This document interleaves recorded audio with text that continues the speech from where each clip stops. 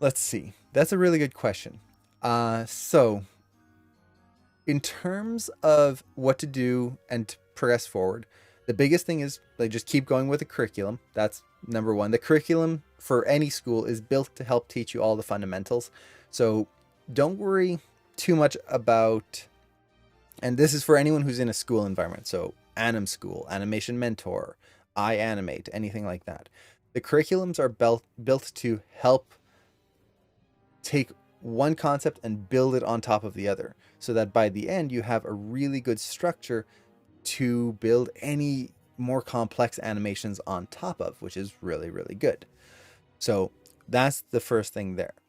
Now, as you're going through, something that's very important to keep in mind is that, and this goes for anyone, doing any of these assignments, the the goal of these assignments isn't just to complete the assignment, to just go and Animal, thank you so much. Jeez, everyone's so many subscriptions. We haven't even gotten anywhere yet today. Thank you so much. I really appreciate that. So the goal of the assignments are not just to complete the assignments. That is good. Like we want to complete them. We want to do them well. That's of course a good thing. But the other part of any assignment, and this goes for whether you're teaching yourself or whether you're in animation school, the goal is to understand the concepts. So for example, with the bouncing ball isn't simply a ball moving in space, bounce, bounce, bounce, done. Haha. No, the bouncing ball is understanding timing, spacing, the graph editor. What are the relations between all of these different things? What are the physical concepts that you can take from a bouncing ball that you can apply to any other assignment? Something for anyone who's been in the streams here or any of my classes for any length of time will hear me say very often is everything is a bouncing ball. The bouncing ball concepts that you learn in this first class are going to stick with you for your entire career, forever.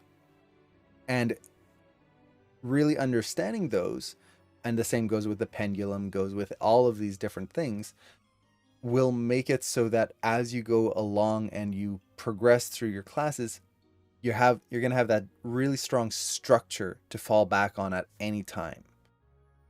So that's kind of the big thing.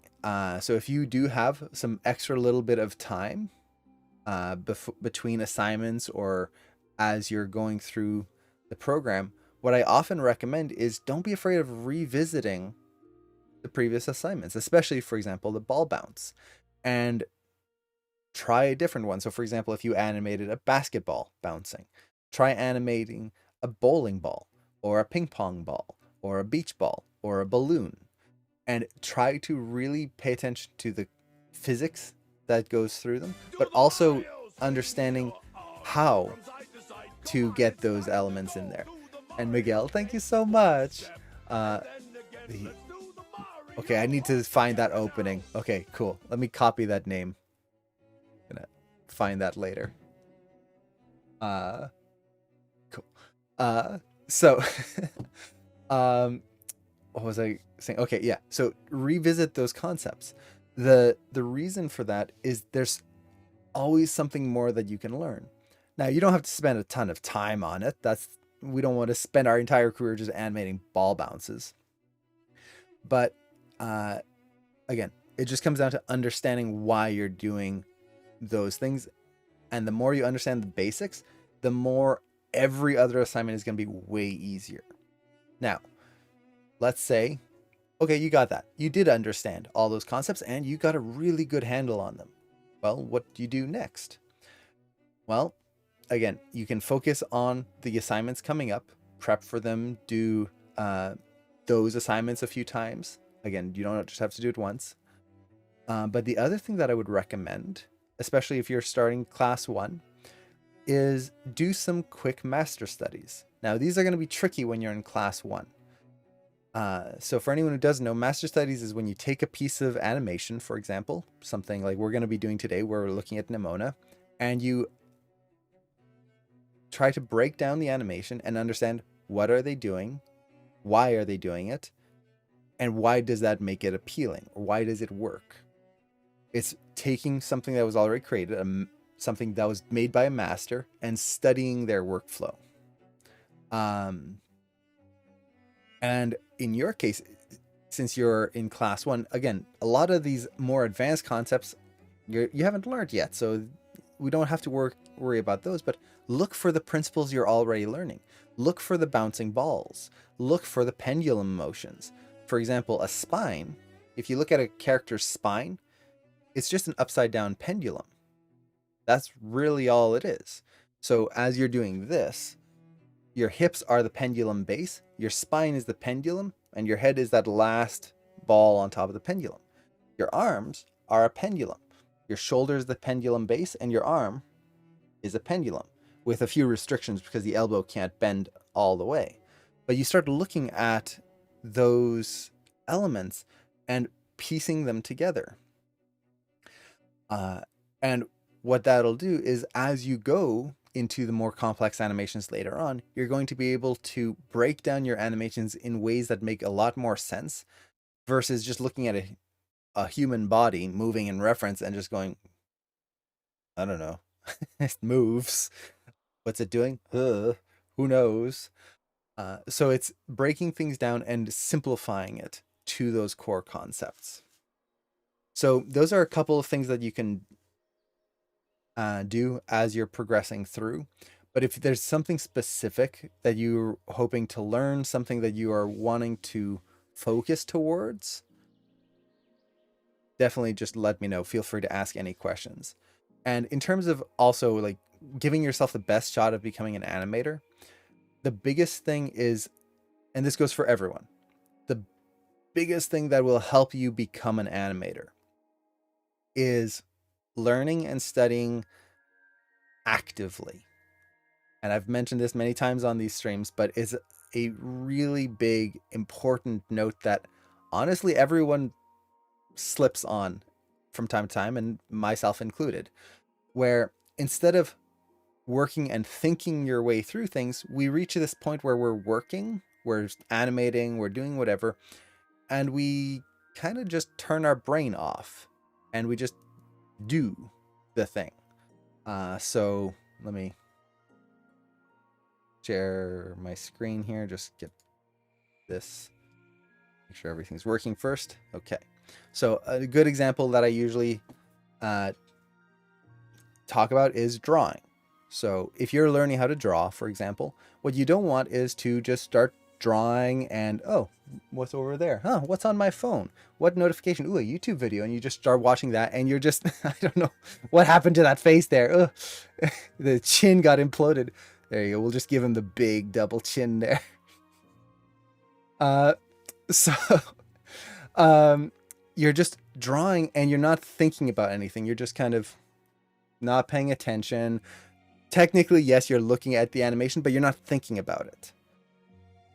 You could do 100 drawings this way. You could do 100 animations this way. But what did you learn from it?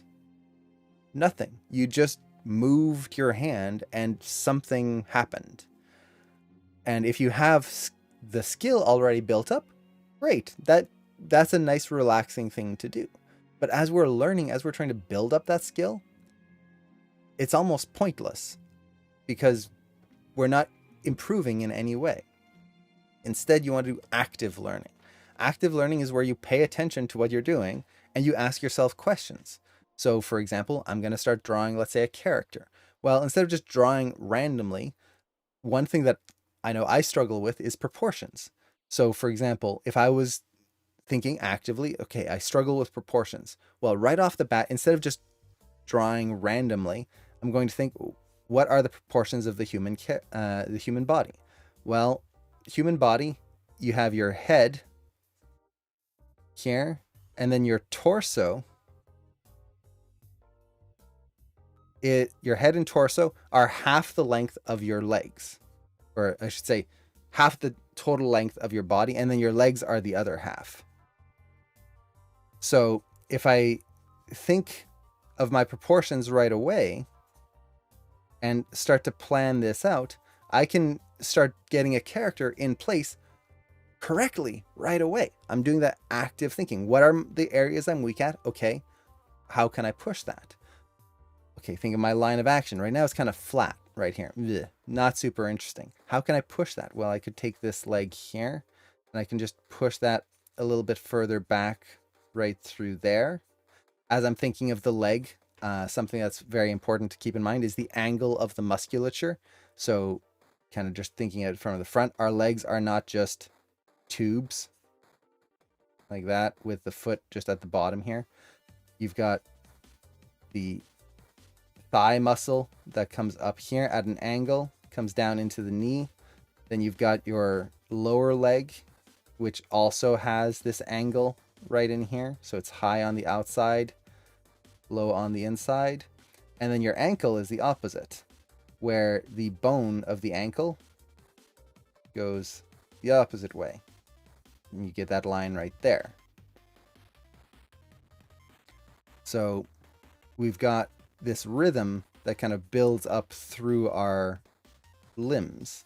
So as I'm drawing this here, I'm trying to think, okay, where's that musculature going to be a little bit? Even if I'm drawing simply, I can still kind of build that in there. I'm thinking about it. That is a very thick leg right there. How can I push the body? Well, I want that extra curve right here, that complex versus simple on the other side.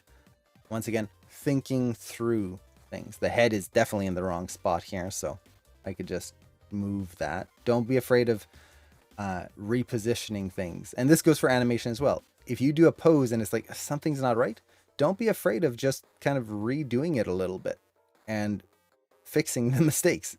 Nothing is final in our animations. So we can keep going, but hopefully that makes sense. As I'm doing this, I'm not turning my brain off and just hoping for the best. And an example of active learning in regards to animation, honestly, it's the same thing. So when you're posing your character, you're not just moving things on a character randomly. So we've done a lot of demos before, but let's just do a quick one here.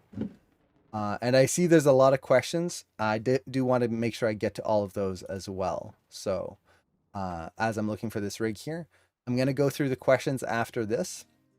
If I ever miss someone's questions, feel free to ask them again. I don't mind reposting of questions. I want to get to your questions. That's the goal of these streams here. So I'm just going to bring in the Aya rig right here. So, and yes, there is no best way to animate. There is no like one way to do it. It is all a matter of preferences. It's what works best for you. Now, let's see. I probably wasn't the best choice here because I was testing Maya 2024 right here, which has some really cool features. But one thing I'm not a fan of is they changed the color profile. So for anyone who's curious, oh, maybe I should try Maya 2024, I would hold off because the color profile by default is super washed out compared to previous versions. So I'm not sure what happened there. I've talked to a few people who have the same issue where it's just like the default that comes in, which normally should look good, is just super washed out. And it's not the light because I don't have any lights in my scene right now. It's just the default color profile. Now, if I do create my own lights, then I can light it myself to match this color profile. But the default color profile should still work well. It shouldn't have this really washed out look. But anyway, that's a tangent there. Now, let's say you're doing a facial animation and a facial pose. As you're posing out the character, once again, we could just move things with our brain turned off. And if you don't have experience with it yet, with posing things out, that can just make things look really weird. So let's have the character smile here. I'm going to just open up the eyes, and I've actually, I'm going to do some stuff that I've seen students do a lot. So eyes open, brows are going to be up, and we're going to just raise the one brow like that. And then let's see here. What else can I do? Let's just open up the mouth because the mouth is going to be open like that. And what else can we do that I see students do often? Let's have the character look off to the side, and we're going to do something like that. Okay, great. Haha, we've got a facial pose. Excitement.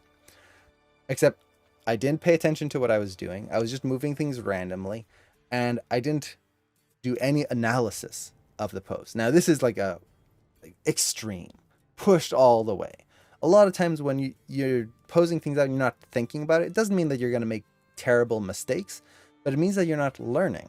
It means that you're not taking in information and thinking, okay, why am I doing this? What could I do better? Am I doing it correctly to begin with? So, for example, on this pose, let's kind of do a similar pose, but we're going to think through why we're doing things. So let's just start first with the eyes. Well, the eyelids shouldn't pop through the top of the face right there. That's just not going to happen. So I'm going to try to push this here. And as I'm thinking through, I also need to think, well, I also want a contrapposto of the face, a line of action, which means that one eye should be a little bit more closed than the other. I also need to think, well, if the eyes are looking to the side, that means that the eyelids need to shape themselves to work with that. They're going to kind of move in the direction of the eyes ever so slightly right here. So we can just adjust that a little bit right there. Now, just to make this a little bit better, I'm going to also put the rig into high res mode here, so we see a little bit more visual detail. Okay, let's get the eyes here. This eye, if you think about it, the pupil of the eye, the dark spot in the eye, right there, that's where we see out of. That's the part of the eye that allows us to see. If the pupil is over halfway covered, like what's happening here, your character cannot see out of that eye. So this eye right here, it's so dug into the side of her nose right there, she would literally be blind in that eye. She couldn't see through it properly. So if she's looking off to the side here, I need to make sure that that eye doesn't bury itself quite so deep. So we get something a little bit more like this. Okay. Well, what else? Well, the brows. Let's push those. The brows need to have a connection to them. Our brows are connected in the middle. We have what is called an eye mask. It flows from one brow to the next. So I would want to make sure that we don't get this just sharp diagonal cut right there. Now, if I'm pushing my line of action, I might also, of the face, I might also reverse the brows here so that I just get a better flow and open up the brows on this other side right there. So we get something a little bit more like this. So now we are opening that side up, and this top lid here is ever so slightly more open than this side right there. Now I can also do the same thing with the lower lids. Gonna create that connection. So this eye is going to be a little bit more open than that one right there. Okay, smile. Think of the smile. And again, we're doing that active thinking. We're not just moving things randomly. We're thinking, okay, what's happening when I take a mouth corner and move it out? Our muscles are pulling that mouth corner out. Well, the muscles for the smile are connected to here, back. That's what makes the smile go outwards. So if she's smiling, she's not just going to do this, because visually that wouldn't make sense. Unless I'm doing something very cartoony, what I would want to do is bring the mouth corner out here.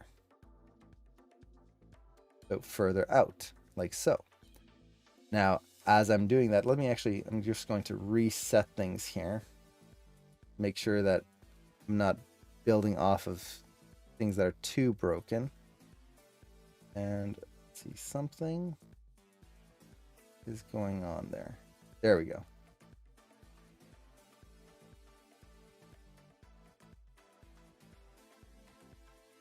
Okay. Just making sure I have the right control.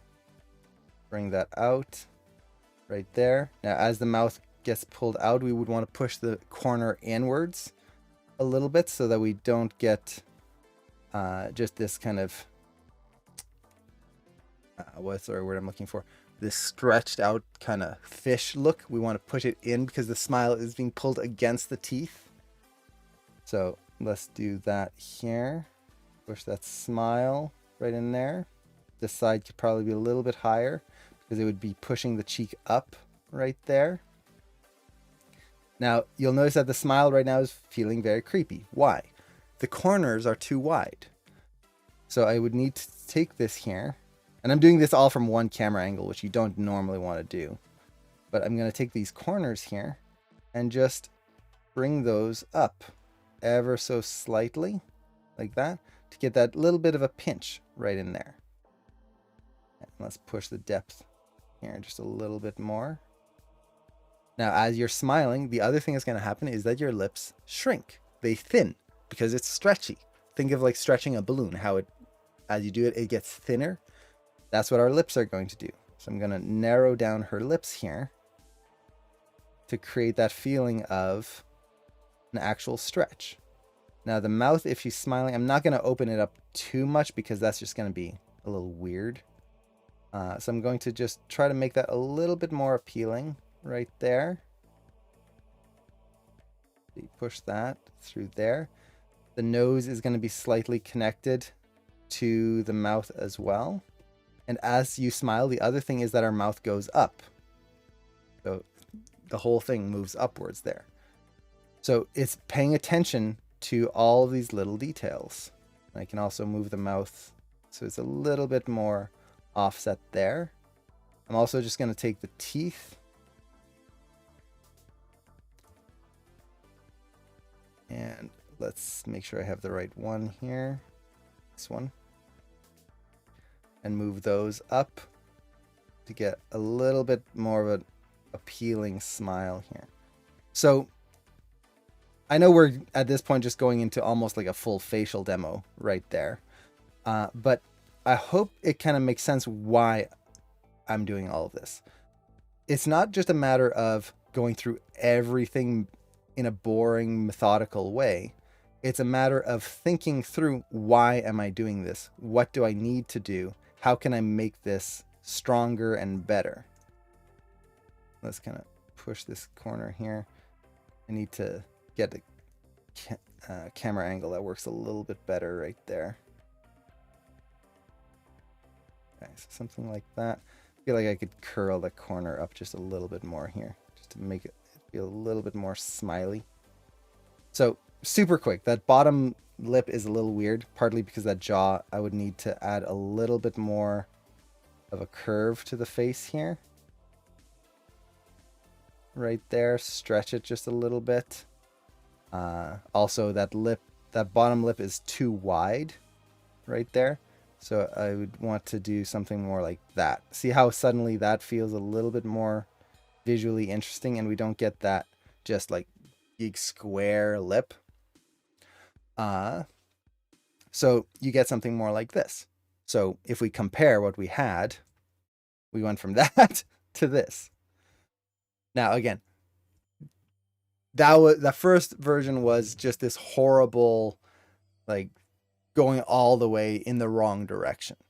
But by thinking through things, that's what's going to allow us to make poses that are appealing and learn how to keep making poses better and better and better. If we're not doing that, if we're not thinking through, why am I doing this? How can I make it better? What do I need to do to make it better?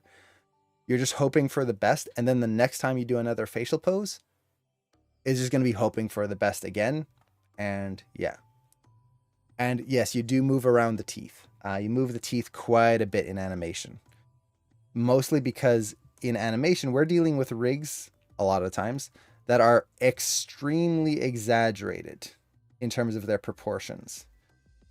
And if we were to leave the teeth alone, what we're going to get are poses that just aren't super appealing because their facial structure technically doesn't work. Like, look at the size of this character's eyes. Her eye is about as big as her mouth right here. That's a big eye. Because of these proportional changes, their faces just wouldn't work naturally. Not the way ours would. So because we're making these big expressive changes, we need to adjust things to fit and just kind of be more visually appealing with these proportions. So in real life, our teeth don't move, but in animation, we do want to move the teeth. We don't let the audience see the teeth move, but we want to make sure that we're pushing the pose to be as appealing as possible throughout the whole thing. So let's see. I hope all that made sense about the active learning, and just paying attention to what you're doing. And this goes for anything. It goes for posing. It goes for spacing. It goes for anything that you're doing in animation. If you're just creating a breakdown between two poses, you want to think through, why am I doing this? What do I want the audience to feel? What do I want the feeling of the animation to be? Yes, and Soul did a really good job with the teeth. Really, really nice. Another one that I really liked the way they did the teeth was Bad Guys, where if you look at the bad guys, their teeth change all the time. Snake, for example, goes from having no teeth to having only fangs, to having straight teeth like a human, to having sharp, like just shark teeth, from scene to scene, and it feels good. It feels super cartoony and fun. So yeah, we're always animating teeth.